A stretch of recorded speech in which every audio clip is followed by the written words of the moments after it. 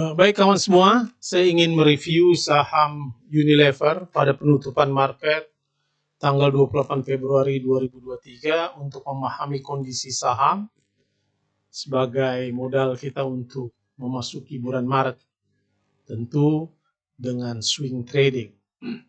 Nah, kalau kita lihat, pertama tentu kita karena saham ini kepemilikan asing di atas 50%, maka kita harus melihat partisipasi sell and buy asing selama bulan Februari. Nah, ini ada data foreign transaction, transaksi foreign, transaksi asing, saya gunakan MOS sekuritas selama tanggal 1 Februari sampai 28 Februari. Kalau kita lihat Unilever pada tanggal 1 sampai dengan 28 Februari ini asing telah keluar pada saham Unilever cukup besar. Nah, berdasarkan data kita bisa melihat asing jualan pada saham Unilever ini.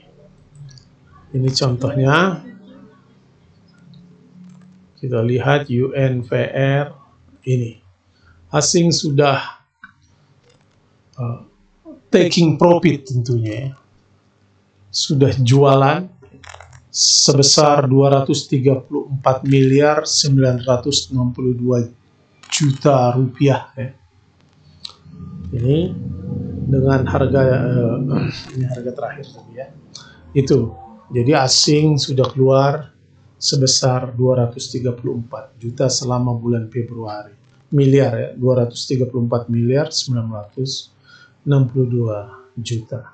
Nah, inilah yang mengakibatkan harga Unilever turun. Ini kalau kita lihat ini per hari asing, jual beli asing dari tanggal 1 bulan 2 dengan harga 4.630, asing mulai jualan 21 miliar, tapi kemudian diakumulasi lagi, ini yang membuat harganya naik. Anda lihat tanggal 8 asing membeli 27 miliar ya, harga naik 3%, 2%, lalu naik tanggal 9 beli lagi 13 miliar, harga naik.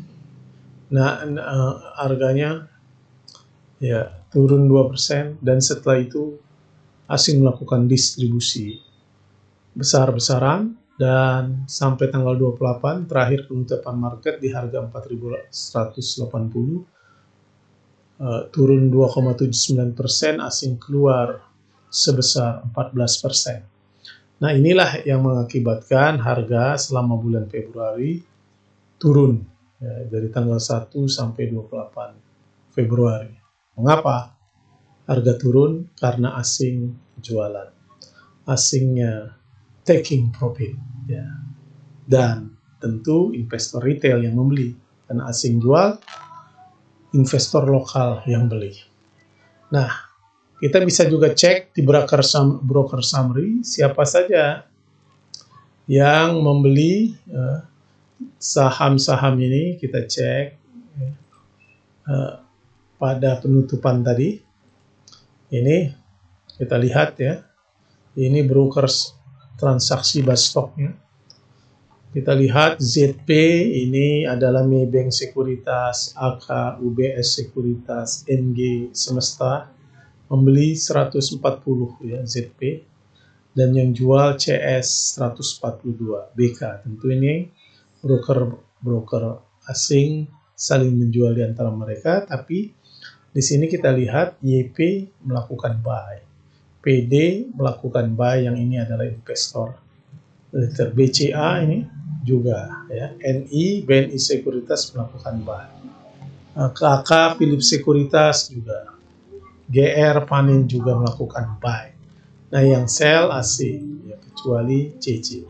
Tapi kita bisa cek apakah CC-nya ini lokal atau itu. Kita bisa lihat stok history dari saham ini. Kita bisa cek pada penutupan terakhir melalui stok historinya.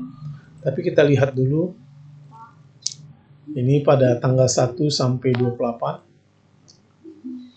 Kita lihat, nah, yang beli saham ini selama bulan Februari adalah investor retail, YP, PD, SI, GR, dan yang jual investor asing menggunakan sekuritas CS, BK, AK, dan YU.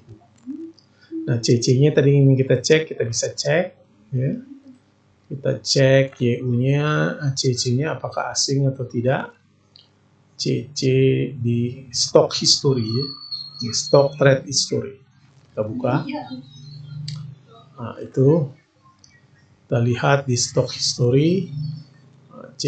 BK atau jualan, CS asing, F ini asing, D domestik. CS jual, yang beli YP, PD, dan sebagainya. Jadi investor lokal banyak beli, dan istong asingnya terus jualan. Ya, setiap BK CS jual dibeli oleh YPXSSQ, YPNI, XC, Ajaib. Nah, ini adalah sekuritas retail, ya, BK asing. Nah, kita ingin cek apakah CC-nya, enggak, CC-nya adalah CC lokal, ya, bukan CC asing. Jadi asing menggunakan broker BKCS. Ya. Nah, itulah yang membuat harga Unilever turun. Nah, kalau kita lihat, ya, lagi terakhir kita kembali, itulah yang membuat saham Unilever turun. Selama bulan Februari, asing sudah menjual 234 miliar dan harganya turun. Nah, dalam situasi ini, apakah bulan Maret akan direakumulasi? Kita tidak tahu. Itu ada berada pada kuasa market maker. Karena saham ini kepemilikan asingnya besar dan partisipasinya juga besar, maka saham Unilever tentu digerakkan oleh investor asing. Nah, kalau saya ditanya apakah akan masuk, saya akan wait and see dulu sampai dapat dipastikan ada akumulasi asing kembali. Demikian, terima kasih. Anda boleh subscribe, ya, share, dan pencet loncengnya untuk terus mengikuti video-video dari Filosofi Saham.